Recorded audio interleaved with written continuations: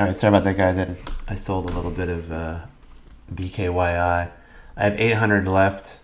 I'm trying to sell 400 at the 180s if it gets up there.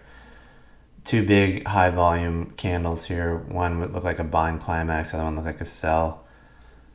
A pretty strong sell volume. I'm still seeing big blocks on the positive side, but it's hard to say. This could literally pull back. It's kind of gotten more of an upward trajectory move right now here, so it may come back down into the low 130s and shake some people out.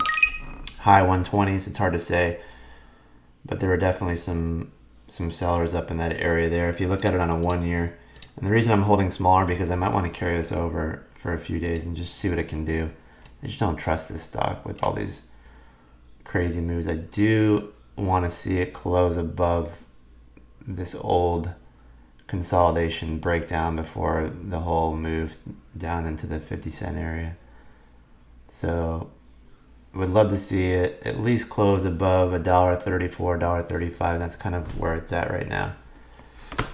145 was resistance. Once it blew through there, well, the reason my sell is in here is because I think it gets into the body of this old candle. It's going to have a hard time getting back up there, but let's see how it moves. GOCO looks like it's trying to bottom out. I still don't trust these IPOs, but I did take a big position with a tight stop on part of the position. I took 500 shares here, and I'll hold. I already had some shares already, but let's look at this intraday here. God, that is skewed. I hate these freaking charts. You're seeing some good volume here, and it's bumping right up against this 20. And if we can get through the 20, there's a big seller with 3,000 shares at 20.37. And I don't know if we'll be able to gobble him up, but like I said, I don't trust these. They can pull the rug at any time during the day on these, but this one seems to have stabilized at least. I hate these thinker swim charts. They get so skewed when you try to kind of get a better gauge of what we're doing here. So there is a big resistance up in this 20 area. Anytime it got up there, it pulled back hard, and we're attacking it again. I just had an alert go off because it went above 20.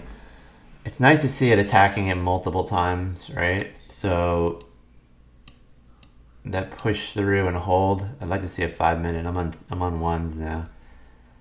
And then it's going to be really tough to get through 2020, 2030. But if we get through 2040 on fives and it holds, I don't know. This could be one of those weird ones where they waited for everybody to get shaken out the first day and then they could run this thing. And let's look at the 2 day because it's only traded since yesterday. Let's look at the 2s on 20s. So, I mean, it really dropped off from the high. There's probably a lot of stranded traders on there. Let's try to zoom in and kind of see. I mean, it's gonna really have a hard time getting above 2040. So if it did, I'd be impressed and held it and not just sit there and then snap back again.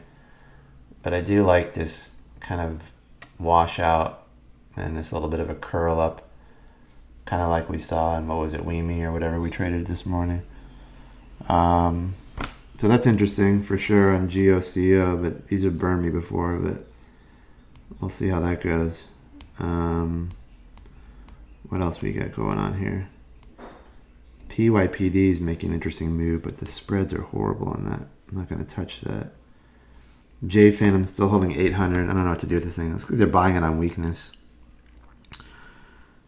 And what else we got going on here? BKYI, I don't know. It's drifting back down a little bit.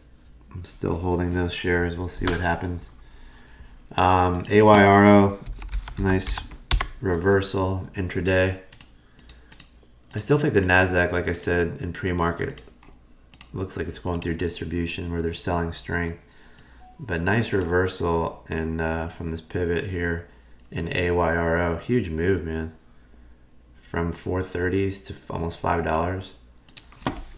That was nice. And then WIMI. Had some nice shape change in here too. This little kind of wedge tighten and pop the end, and then you run it from 17 up to 1940. These are great trades. So we'll keep an eye. BKYI pulling back again. Just had a lot of overhead in those areas there.